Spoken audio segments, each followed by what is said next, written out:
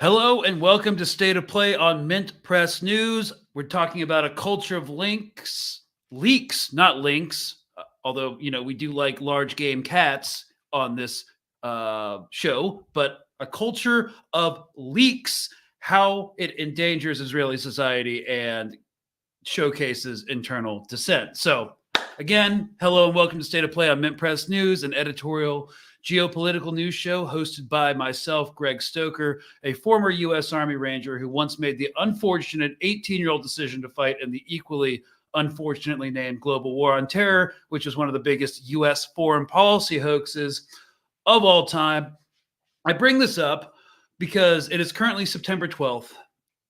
Yesterday was therefore September 11th, because that's how time and numbers work.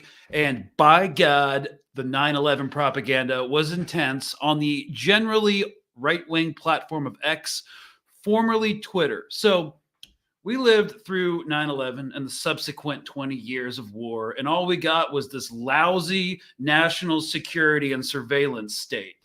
It wasn't just a tragedy, it was a catalyst for endless war and the erosion of civil liberties. As we remember the lives lost, let's also confront the exploitation of their memory to justify imperialism and violence abroad. True justice means dismantling the systems that profit from perpetual war. And as we remember the nearly 3,000 American civilians killed in the World Trade Center, we must also remember the 1.5 to 4.5 million civilians, depending on how you want to interpret the data, killed in MENA countries as a direct result of U.S. interventionism in 5 to 7 different nation states. So flash forward to 2024, narratives that I hoped were put to bed are still alive and well. And we are joined with Israel in the global struggle against terrorism. 9/11 and October 7th are like, trying to pretend it's like the opening scene from Predator, like, Dylan, you son of a bitch. And they got the huge biceps. That's what they're trying to do with October 7th and 9/11. And I really hate it. No, thank you. So resisting the propaganda, because Hezbollah was in overdrive yesterday, but reawakening the revenant of global terrorism in light of Israel's belligerent stance in West Asia is important for the United States interventionist agenda. And I want to say, however, that while Kamala Harris may be an aspirational neoliberal warlord, the U.S.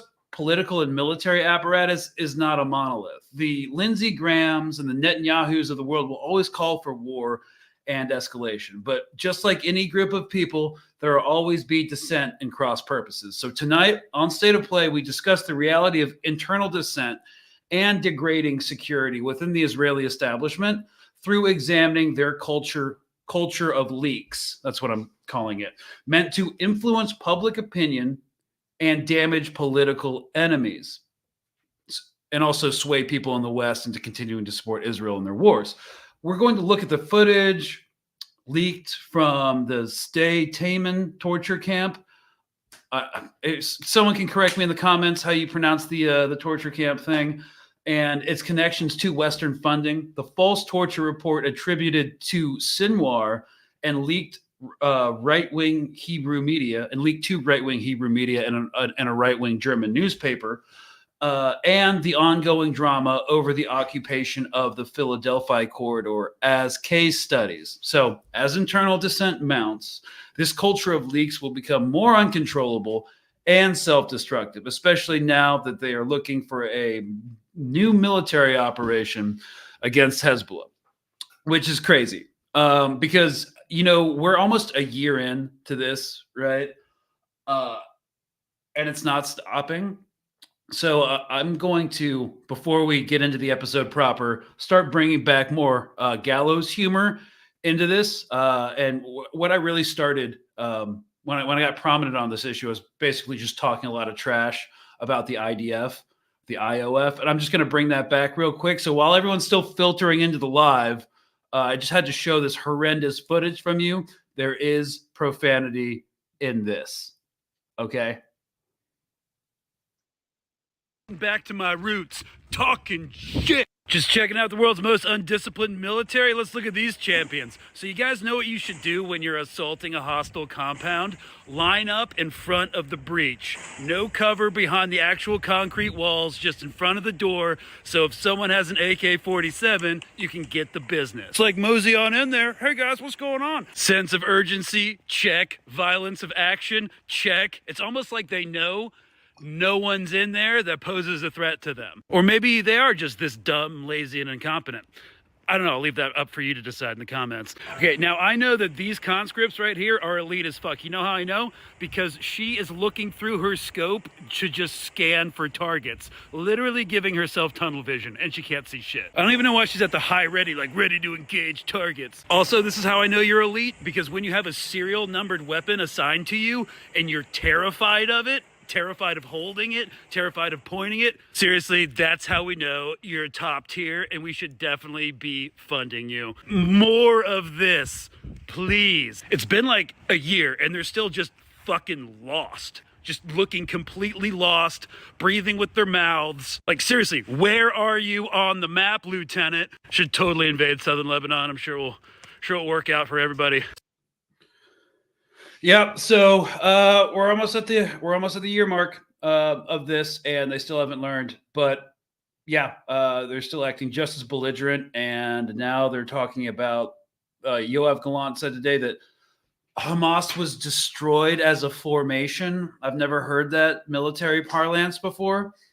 Obviously, they have been degraded, but they're still operational and conducting ambushes and planting IEDs and conducting sniper operations. So I'm not sure what he means by that, but I think they've got this West Bank Operation Summer Camps, which is just a land grab, and then they're going to orient north and try something against Hezbollah. They've been talking about doing that for a long time. They still haven't been doing it, so we'll see. It could just be more hot air because people in the north, the settlers in the north, are really not happy, and they feel like their government has abandoned them. So sad. So, all right, Patreon plug before we dive in.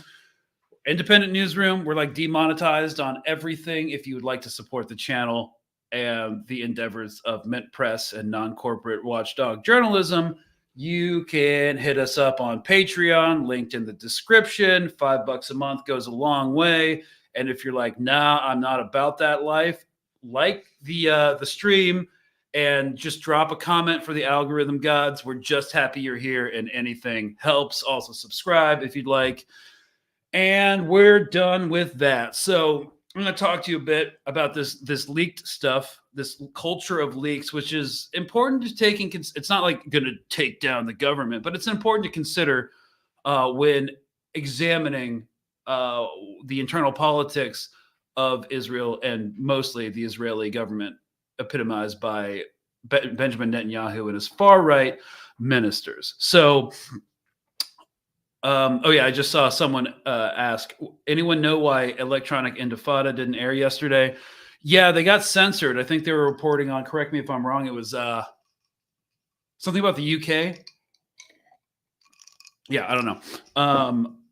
Someone will know in the comments. But all right, let's roll some B-roll because we're going to talk about government leaks and how they play into Israeli politics. So you can go ahead and make me big and that small. Let's not play that one yet. So while government leaks have been a perennial issue in Israeli politics, this unprecedented conflict has taken this phenomena to new heights. So we're seeing through a series of leaks from the security cabinet, which is like it has a bunch of defense ministers and a lot of far-right ministers packed on it. We can see from the security cabinet that there's a decision to support Prime Minister Netanyahu in his bid to retain control of the Philadelphia corridor, the hotly contested border between Gaza and Egyptian Sinai, which goes directly against both the unofficial and public opinions of the defense minister, the IDF chief of staff, and the head of Shin Bet, and the head of the Mossad. They don't think they should be occupying the Philadelphia corridor. Therefore, it is abundantly clear that the primary government decision-making body in this war has been hijacked and shackled to the will of the prime minister, who is now at odds with the defense establishment. And such a passive council, one of the main avenues of dissent, because dissent is not brooked, is going to be through leaks to the press, which are consumed by an eager public enamored by the crude and shallow language used or embarrassed by its heedlessness. So unofficial leaks have always been used to influence public opinion for one purpose or another, both at home and abroad. The CIA does this. We had a couple of leaks earlier this year from the ODNI, the Office of the Director of National Intelligence. That's how we learned that Israel was dropping dumb bombs. Like 45% of all their bombs that they dropped were dumb munitions. That's how we found out about that, because of a leak from the ODNI. We don't know exactly why it was leaked. If it was from a whistleblower, it doesn't seem like it. It seems like they were trying to release that in order to pressure Israel to actually stop doing that and go for a ceasefire. That is complete supposition on my part. I don't know if that's true or not at all. But it did have a purpose. Things don't just get leaked for no reason. And again, Israel has more leaks than any country that I've observed. So Israel Daily, again, leaks have always been used to influence public opinion. So Israel Daily, Ynet News, reported that an internal investigation has been initiated by the IDF after documents allegedly attributed to Hamas leader Yahya Sinwar were leaked, seemingly aimed at stoking opposition to a hostage deal with talking points nearly identical to those made by the prime minister in recent interviews. So speaking at the weekly cabinet meeting on Sunday, he referred to the Bild, which is a German newspaper, allegations at length. And this emerging landscape where dissent is only tolerated in the public sphere and the media landscape is mired in ploys of willful manipulation, it only serves to corrode the governmental decision-making process, which is already crude and short-sighted, and degrade Israel's standing as a serious and formidable nation on the world stage.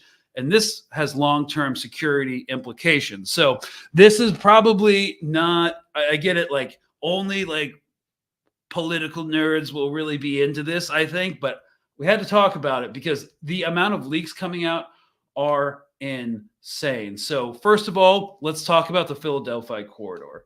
So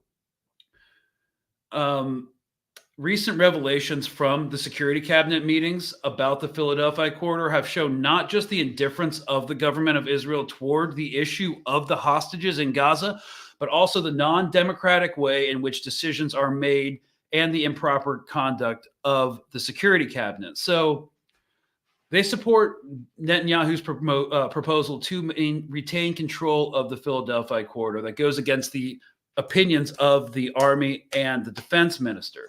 So thus, the security cabinet, the primary government decision-making body, has effectively been taken hostage. That's an easy supposition to make. So the expected roles of ministers in the security cabinet is to provide critique, raise concern, cast doubts, challenge like every issue brought to the table. However, this security cabinet, and we've heard this through multiple sources, has devolved into a passive group that merely nods in agreement without voicing any objections.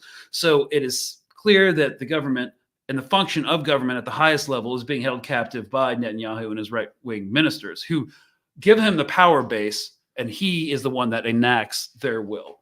So apparently the only way to circumvent this decision, and this is coming from multiple op-eds coming out of Hebrew media today, from the Jerusalem Post to Haaretz, the only way to circumvent this situation is through leaks from security cabinets meetings. The only way to inform people that this is the situation is through these security leaks. So consequently, the security cabinet and full cabinet discussions are leaked to a daily public. So you're getting sound bites like every day from these security meetings. It's worth remembering that security cabinet meetings are supposed to be confidential, and that anyone leaking from it is breaking the law.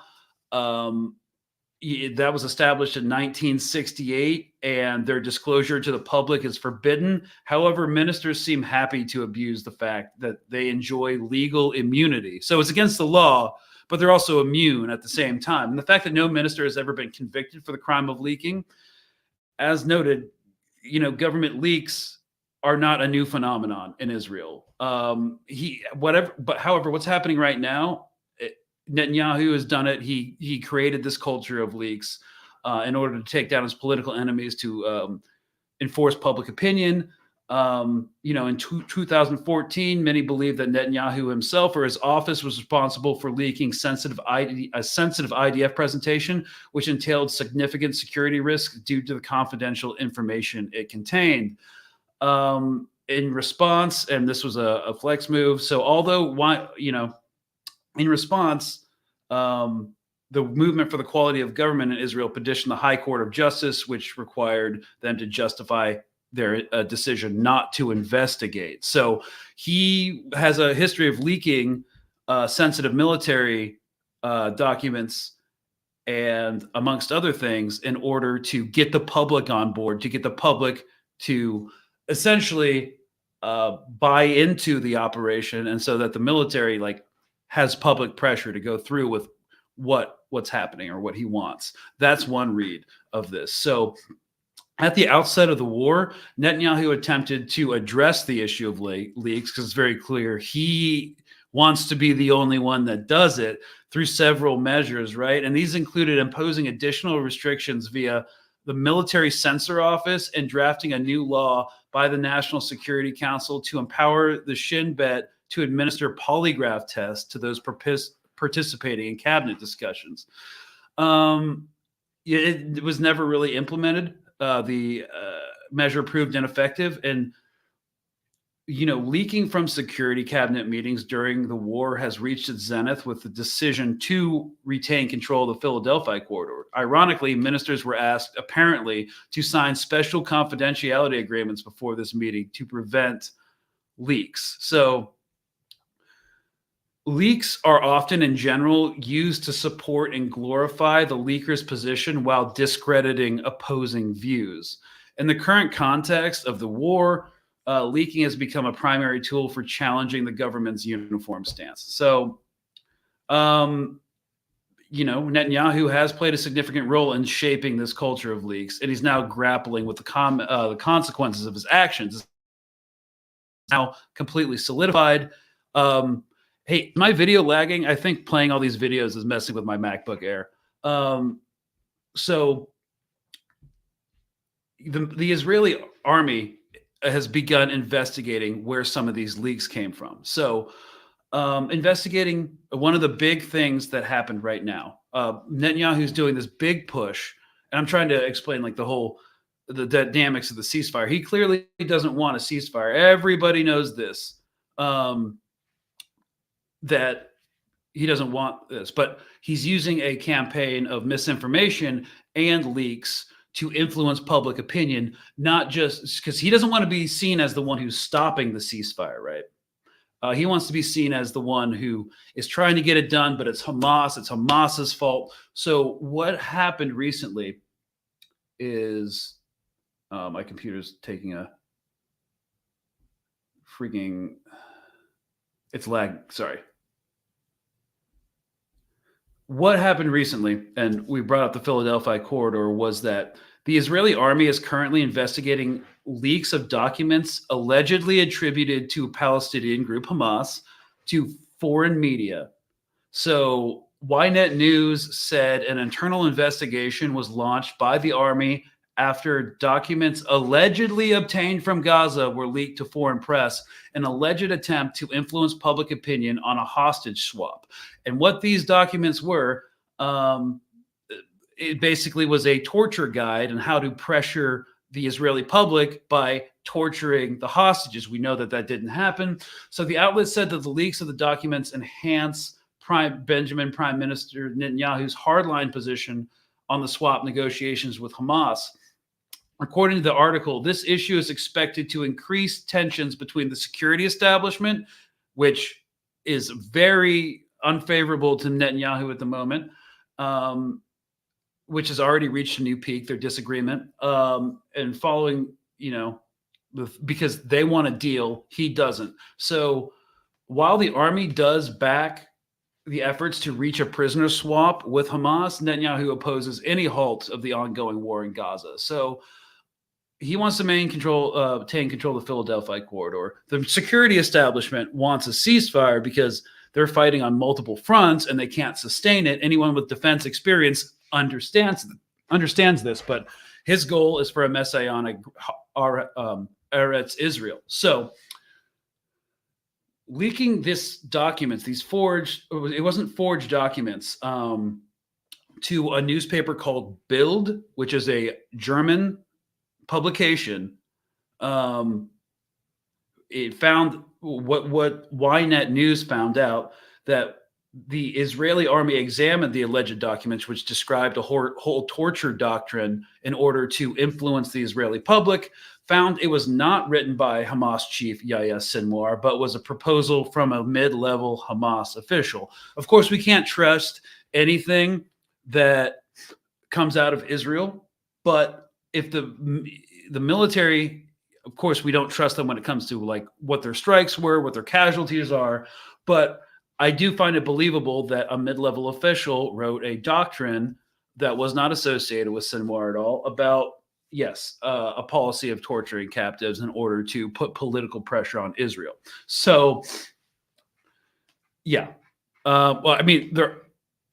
we're seeing footage right now of that completely juxtaposed with what Israel's doing right now. So, of course, Israeli citizens will never care about what's happening to Palestinians, but there was a lot of outrage over this supposed document leaked into Bild, a German magazine. And the reason it was leaked to Bild and not necessarily to Hebrew media first is very transparent. It's because they want a certain bias towards them coming from the West against the hostage deal. Because again, we've seen all these bring the hostages home protests. They've been shutting down Tel Aviv.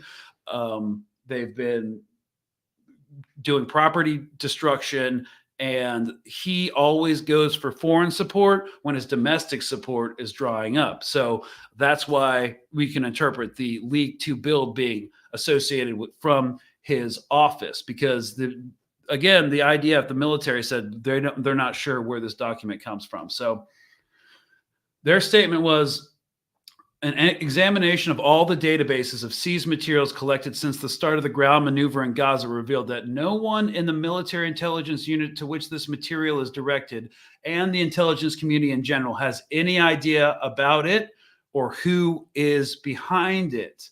So this is a campaign, and this is still part of their statement. This is a campaign to influence this is from Ynet News, excuse me. This is a campaign to influence the Israeli public.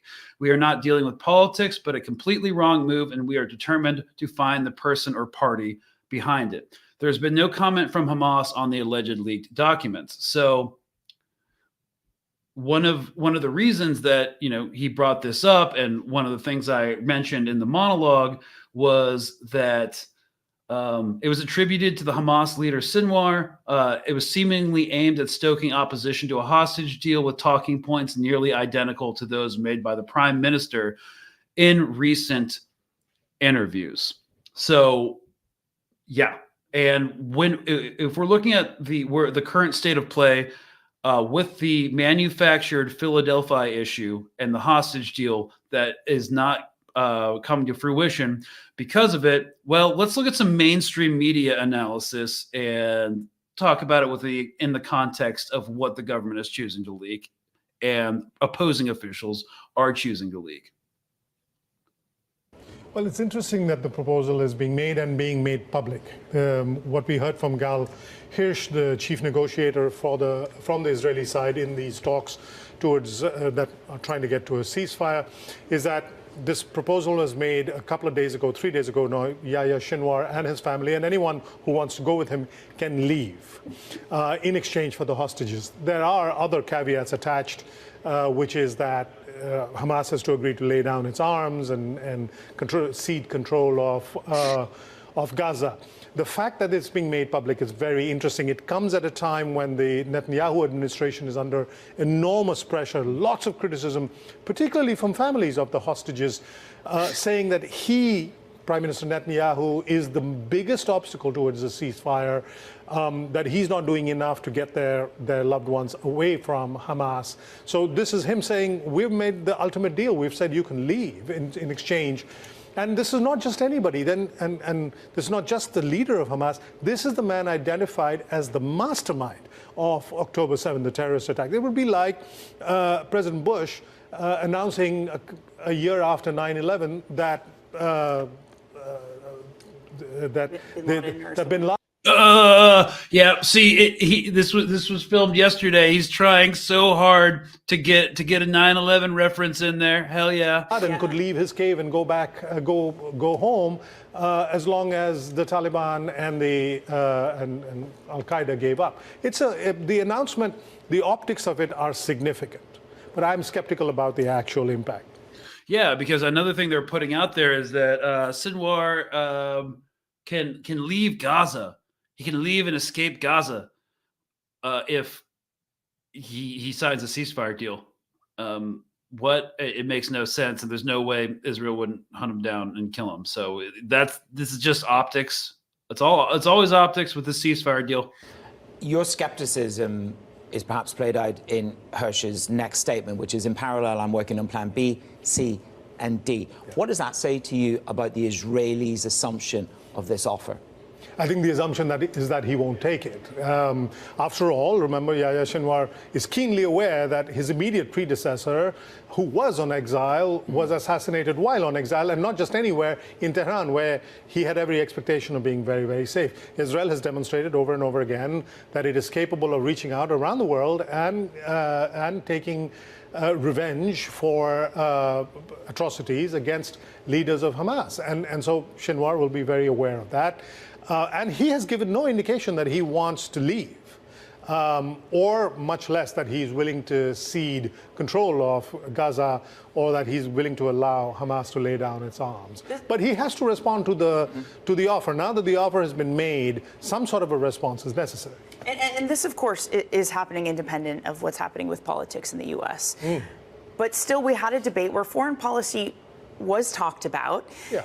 I mean, that's maybe being generous. It was talked about, and that's like kind of it. Yeah. You know, Trump. Oh God, we might have to talk about the debate too, but.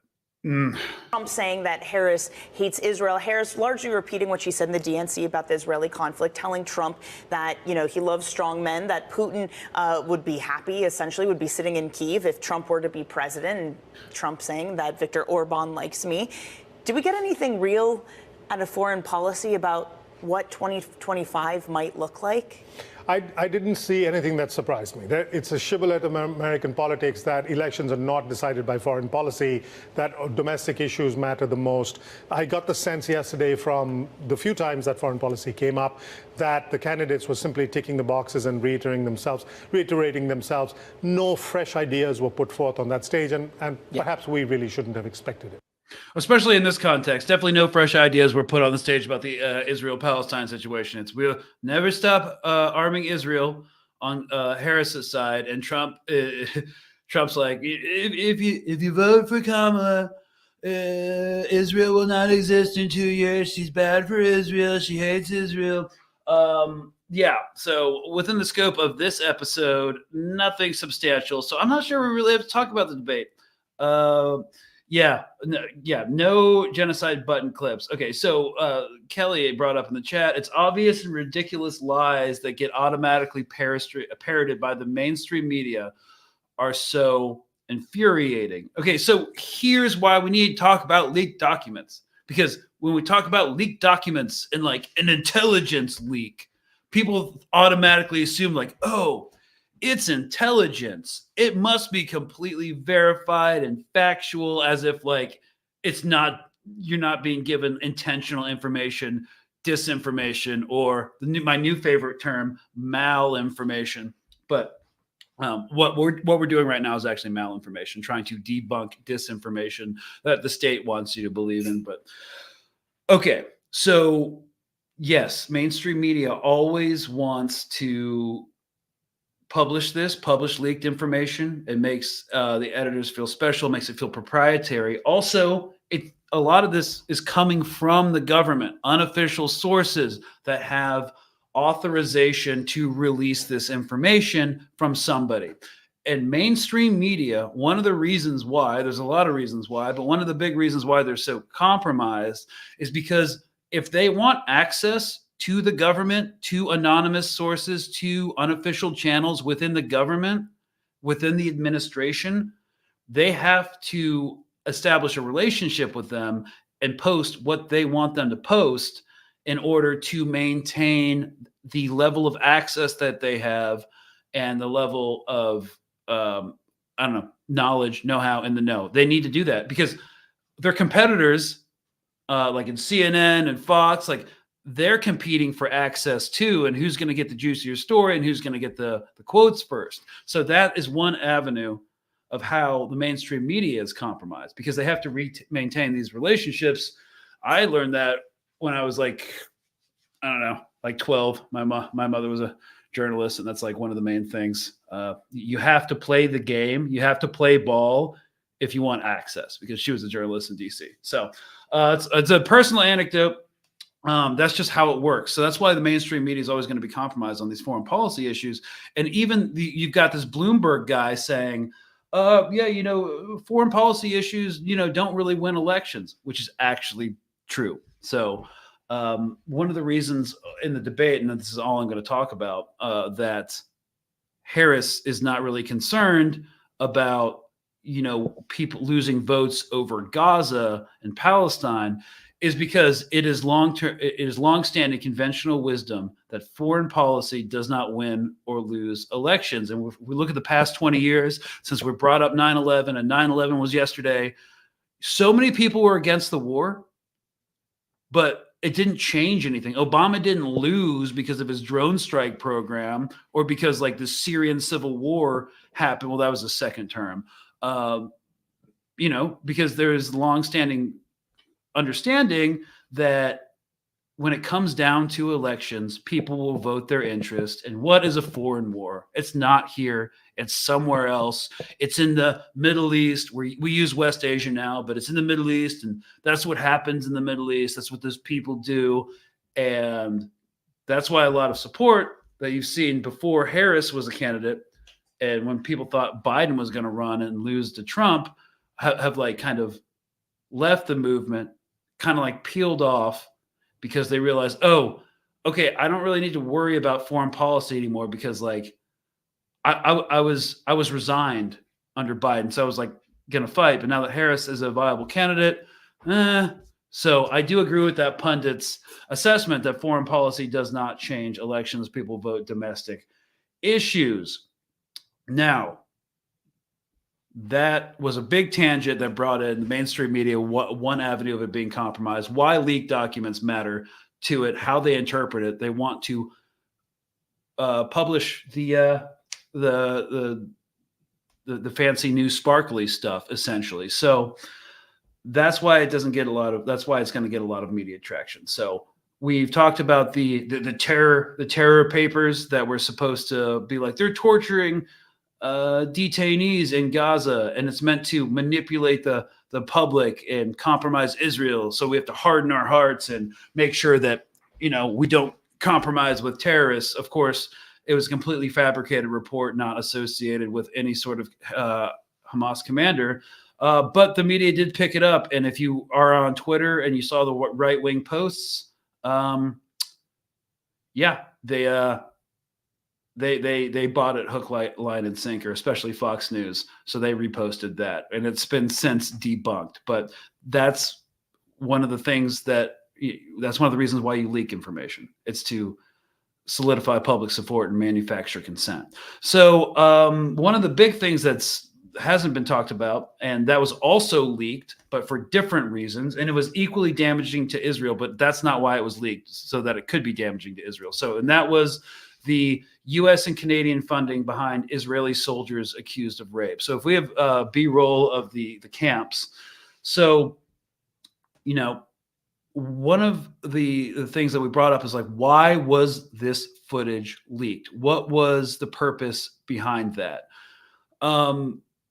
Well, one of the overwhelming theories is it was leaked because the camp was going to get shut down, and people didn't want it to get shut down. So they leaked that this mass torture program was happening at the torture camp, and they did that because they believed that it was going to influence public opinion enough to make sure that it stayed open. This is another way that leaks can work to influence public opinion. So, in response of the sexual assault footage and this man's testimony about like what they were doing,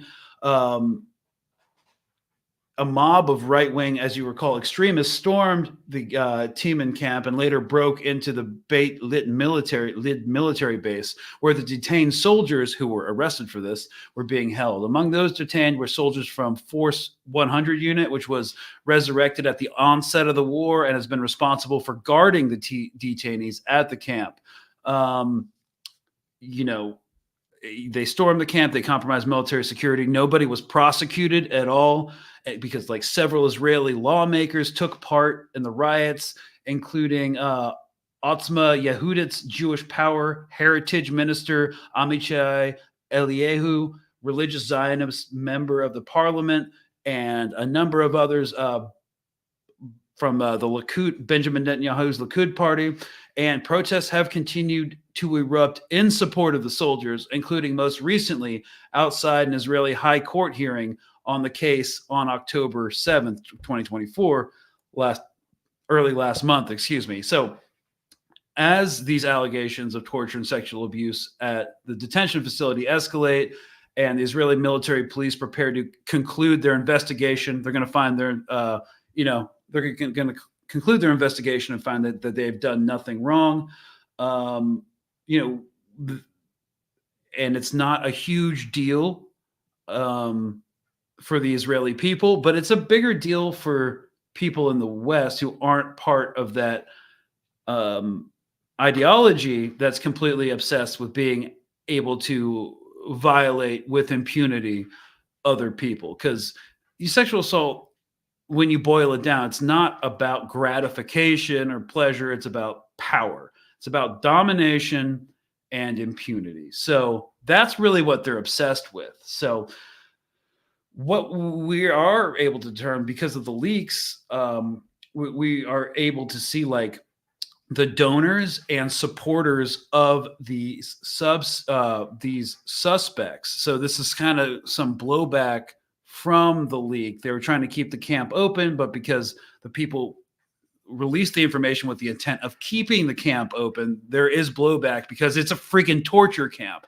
So, of course, they're being some of the soldiers are being paraded on Israeli TV, but there is some interesting backing that they do have, and we wanted to touch on today. So this was an article from Mint Press. It's donors and supporters of the suspects. So this case has deeply divided Israeli society, with many, including political leaders, defending the accused soldiers. Notably, much of this defense does not dispute the sexual abuse allegations. I mean, we've seen like far-right Kahanist rabbis blessing one of the soldiers, but argues that the soldiers should be granted immunity. So it doesn't matter what happened, Tali Gottlieb said during the riots. The moment it is about the soldiers and fighters who are guarding the Nukba terrorists, no one may arrest them. Yeah, when it comes to Nukba terrorist, every deed is legitimate. So the detainee was initially believed to be a member of the Nukba forces, a unit of Hamas's military wing of the Is ad-Din al-Qassam brigades, but this was later proven false. He reportedly did not participate in October 7th either. So we are seeing nonprofits back them up. However, okay, and the unit that they are part of back them up. So an Israeli right-wing nonprofit, B'Tselmo, along with activist groups like Victory Generation, Guarding the Soldiers, have actively participated in the demonstrations protecting them. But however, other protest groups do exist and are involved in demonstrations, are affiliated with organizations based in the US and Canada, because of course they are. So video footage of the protest shows demonstrators wearing shirts from Tirtzu and Torah Lechima, and according to the Times of Israel, the anti-assimilation Jewish supremacist group Lahava is also involved in the movement. If you're not able to track all these crazy groups, that's totally fine. A lot of these groups, though, have received donations from from NGOs in the West, the Central Fund of Israel, a U.S. tax-exempt nonprofit, and one of the CFI's largest donors is the foundation of the late American billionaire Irving Moskowitz. There is just a ton of these nonprofit organizations that are tax deductible in the U.S. and Canada that have affiliations with these far-right groups supporting the soldiers. So the Associated Press revealed in July that one of these, Torah Lechima, raised funds for the Mother's March, one of the groups blocking aid to Gaza. In recent months, the U.S. and EU and UK have all sanctioned Lahava, its violent activities against Palestinians. And, you know, they are getting some sanctions because of this news coming out. This is what we call blowback. Through its nonprofit, and the Foundation for the Salvation of the People of Israel, you know, can no longer file for their tax exempt status. So big deal, but like whatever. So yeah, and it's not just for I don't know how to pronounce that, Teiman. It's also for other internment camps, because there's not just one, because this thing is incredibly systemic. So why Israeli soldiers rape? Again, it's about power and punishment and domination. So this is just one example of blowback and leakage. So one of the things that's frustrating right now is as we look at these leaks, we kind of see that, oh, it just leaked that Benjamin Netanyahu actually has no interest in a ceasefire. He said as much, and his actions kind of betray it. But again, we see a society that interprets this information differently than we might. So where we're horrified by an internment camp, and we can clearly see that, you know, they don't net the hostages are a political problem for the political apparatus and the military apparatus. Well, you know, people in Israel, and we've seen op-eds in Ynet, Mariv, Times of Israel, Jerusalem Post, Haaretz, saying that like a lot of people do believe in Israel that if these hostages need to be sacrificed for the greater good, so Israel can be free from terrorism, well, then so be it. So some of these leaks, again, hearkening back to the leak from Israel to build of the Hamas torture guide, that was made to shore up opposition in the West and also blow back into Israeli media and get people on board with Benjamin Netanyahu's talking points, because all of this circles around atrocity propaganda. Hamas is doing this to the captives. It's so horrible, and we cannot negotiate with them because they're animals. So it's all part of the same system. I do think it's interesting, and this is not going to be a make or break the government type thing, obviously, but the fact that this is a new heightened zenith for the amount of leaks, it's completely unprecedented. The lack of operational security that's happening within the government is indicative of a heightened level of dissent and internal strife that we haven't seen before. And yeah, the thing I do want to say about this is not going to come to the head anytime soon. This has been cemented in Israeli politics and government since before the 60s. So this is just, I just wanted to do this episode to highlight this culture of leaks that they have. I mean, we do it too, but no one does it as much as they do. And, for being like a fascist ethno-state, I will say that they do have a very vibrant media apparatus, and dissent is tolerated, which is kind of unique in terms of a media landscape that's so right-wing. But there it is. Even the liberal Zionists are, as we saw in the podcast with the two good Jewish boys, they said that everyone's down with blowing Gaza up, even the liberal Zionists. So I think that's one of the big reasons dissent is tolerated, because it's like, yeah, we disagree a lot on social issues, but the Palestinians, right? What are you going to do? So I wouldn't have any hope for a ceasefire anytime soon. This will go past a year. That's my prediction for sure.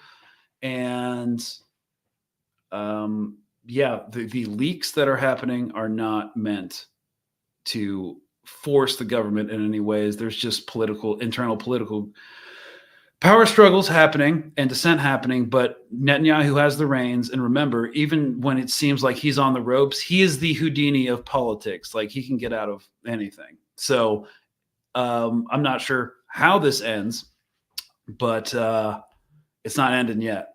And so when we talk about like the significance of 9/11, I don't know if you guys paid attention to X, but it was unhinged.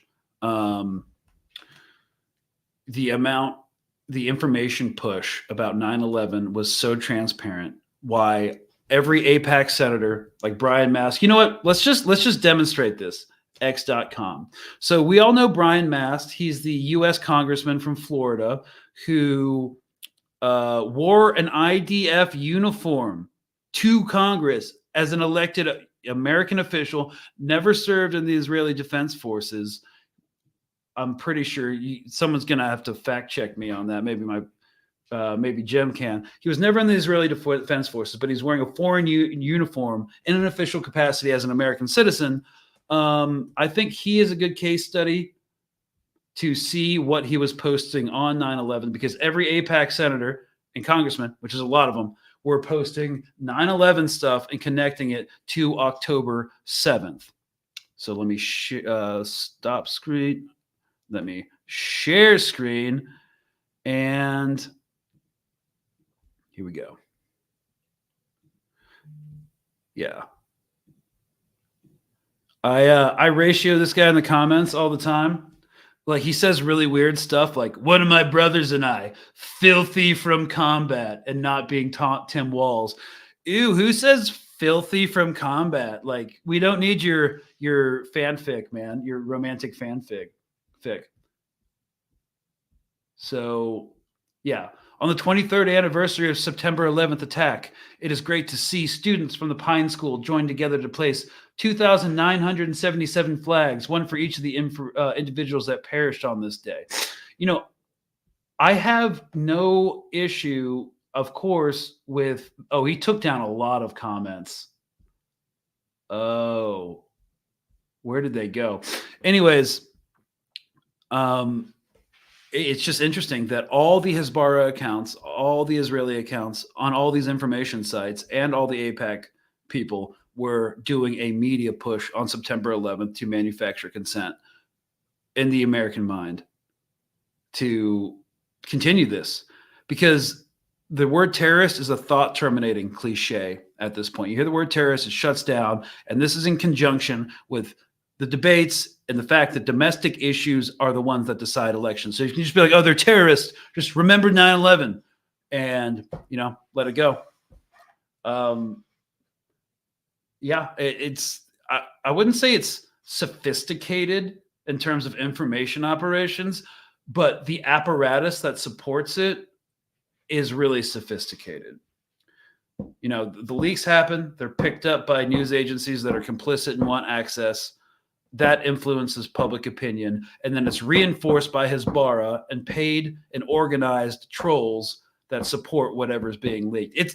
It's easy to see through, but the apparatus itself is actually very and annoyingly and tragically sophisticated. So America's secret establishment. Yeah. All right, y'all.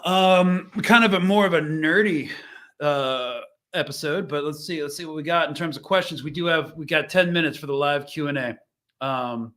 It's working amazingly well right now. Oh yeah. Yeah, their media push is working very well right now. Yeah. But then again, people are like, oh, Harris is leading in the polls. She's going to win. Like, 2 months is a long time before November. 2 months is a long time. A lot can happen. So, oh yeah, here we go. I spent my growing up years 8 to 19 in Pakistan, 83 to 94. They hate us for our freedoms. It's such a BS. Hezbollah from W. Yeah. I don't know. I'm sure people in a lot of countries, like I lived in India for a while, and they don't do that. They look at our cops. They look at our police officers and they're like, well, you know what? One of the reasons I wouldn't live in America is because I look at your police officers and those guys are crazy. So, okay, here we go. Let's get this started. How do they know Israel wasn't hacked instead of leaked? I'm going off of, well, usually when governments are hacked, you have organizations like Anonymous and stuff, and they will either give it to WikiLeaks and that's how you find out about it, or they'll just like spam post it everywhere and they'll have this whole like, this was anonymous video. If it's an organized hacker group, usually the governments won't really like cover that up. And the amount of newspapers that reposted that it was a leak is telling to me, because it's kind of hard to cover that up. So I generally, when the media says it's a leak, I believe like, oh, that's intentional. What are they really trying to say and influence people with this leak? So when it's a leak, I actually tend to believe it because they're meant to be believed, but they're also inherently manipulative for the public. So unless it's a whistleblower who's releasing documents on a platform like WikiLeaks, I generally think it's a leak and it's intentional and it's meant to be manipulative. So that's my 2 cents. We don't have to agree on everything. So, all right. Do you think that the news about the Hannibal Directive and Nova has gotten out to the population of Izzy? So the Hannibal Directive,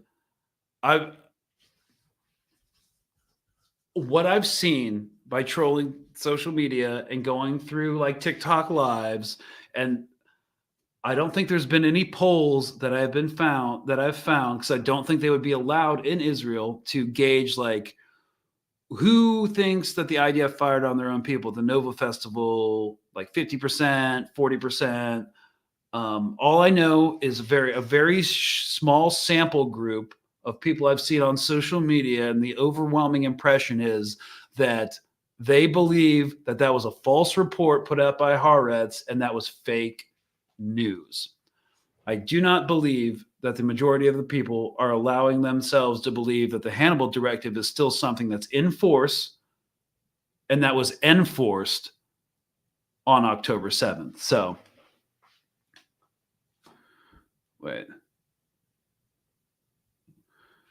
Wait, they leaked this to keep the camp from being shut down. That's a horrifying admission in terms of the psyches of Zionists. So I'm not saying that this is completely 100% true. I don't think we'll ever know the motivations behind the leak, but this was taken from multiple op-ed pieces across the Hebrew media landscape. So some people living in Israel do definitely think it was to keep the camp open. And I tend to entertain that as a distinctive possibility because of the response that happened. They rallied around these soldiers, and the public pressure was so much that they'd be like, okay, yeah, we're not going to investigate. They can go free. So I think it's highly possible, and I'm not saying this is true, it's just something that we have to, as people who are trying to, based off only open source information, try to interpret what's going on and be media literate, you have to, I would argue, maintain the possibility that this was leaked with the intention of keeping the camp open. That's the argument I'm making. I'm not saying that that's 100% fact. We're not going to ever know. So, well, I mean, I don't know, the CIA might release a paper in 30 years and be like, hey, you know, everything you thought that happened, it totally happened. Like, what are you going to do about it? Huh? What are you going to do about it, guys? So I instinctively, though, this feels like a correct-ish supposition for me. Otherwise, why would they do it? Like, for whistleblowing reasons? I mean, that's why I would do it. That's why you would probably do it. But no, the camp was under heavy scrutiny, and now it's not. So there has to be some knowledge that, you know, they could have predicted this outcome where there would be such an outpouring of public support to keep these torture camps open that one of the reasons to release them or release the information would be to do that. So I'm afraid the majority of people will continue to buy the baby's rape oven storyline. It's unfortunate. Once you call them out, you're cast like some crazy person. Or yeah, it's like, well, you like terrorists? You like terrorists? It's like, no, that's why I'm doing this. But yeah, the baby thing, the 40 beheaded babies, that's disappeared from my daily experience. But the systemic rape is not going anywhere. Babies will disappear. I think they know deep down that that's not going to play because there's just no evidence. But the rape thing it's not going to disappear. It's just not. If you had the vice president say it not only at the DNC, but in the presidential debate in front of the entire world, and it's a lie, and she knows it's a lie, it's not going anywhere anytime soon.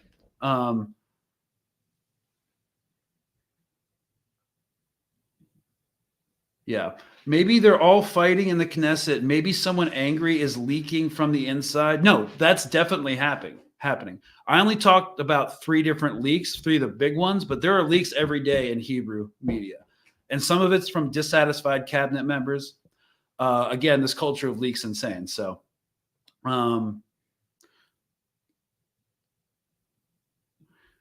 people are desperate to believe that's what Muslim men do. We're talking about the atrocity propaganda now. It's sickening that it's still doing the rounds. And hey, it's not going to go anywhere anytime soon, as we saw yesterday with the 9/11 propaganda. It's not. So yeah, we can keep looking forward to this narrative. Especially, people are going to put a lot of work into keeping this narrative alive now that there's an active conflict in the Eastern Mediterranean, and now that people in Washington are pushing for a war or an open confrontation with Iran, which would be insane. Not, and again, policymakers aren't a monolith, but it's not going anywhere anytime soon. So do you think the 500K people in the streets are having any effect? I assume you're talking about Tel Aviv. From the Israelis that I've talked to, no, it's not having any. It's not going to really have any effect. Benjamin Netanyahu is unchallenged in government, and it's not. Yeah, it's not yet. The only thing that's going to, and that's why I say that this isn't going to stop anytime soon, is because 500,000 people in the streets is a lot. It's not the majority of the population of Israel, right? And the only way it's going to stop is through an arms embargo or some other political pressure that the West is not willing to put on Israel yet. So this is why I always talk about the Vietnam War. 10 years. This is going to keep going on for quite some time. So you just keep educating, or agitating, educating, and organizing. But yeah, we're almost on a year. It's 9/11. It's not going to end anytime soon. 20 years the global war on terror lasted. So that's why I'm getting back to my gallows humor.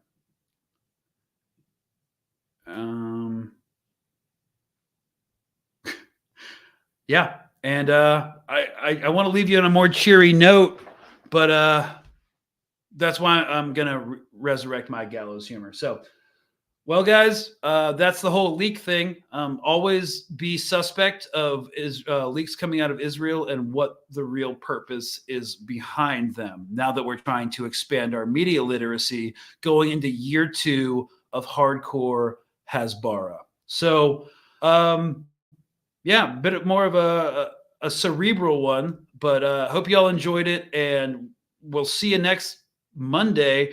I am potentially going to be interviewing Professor Butch Ware who's the VP pick for Jill Stein. So there should be an adversarial interview. I'm going to be like, why would we vote for a Green Party?